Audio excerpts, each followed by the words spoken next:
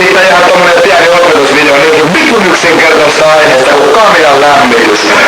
Me on semmoista pikku hässäkkää tuolla leirillä, kun meillä on 2 telttaa, 1 kipinä Mikko. Ja nää saatanan kuulun runkkarit, jos on lämmittää meidän kaminaa. Ja tulee sinne telttaan, ne tekee tää. Se kilistää. Teillä on varmaan tuttu tää ääni yöllä. Tähän herää vittu kaikki! Koko vitun teltta herätään kilinää. Ei me olla kuilusta, ei me olla vittu mitään. Vitun timanttiliiga saatana. Sitten ne tulee. Katsoo. Voi vittu, meillä on yleensä ihan vahissa. Ei mitään, lyödään sinne 2 vittu isoa morkulaa. Sitten isketään ne morkulat sinne pönttöön, noin. Laitetaan morkulat pönttöön.